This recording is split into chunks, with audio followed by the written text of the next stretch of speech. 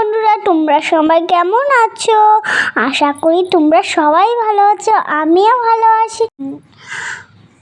এই দেখুন, ক্লে দিয়ে আমার একটা আয়না সাজাবো। আমি ফুলটা বানিয়ে তোমাদের আয়নাটা দেখাচ্ছি। এখন আমার সব ফুল বানানো হয়ে গেছে, মাও আমায় হেল্প করেছে ফুল বানাতে।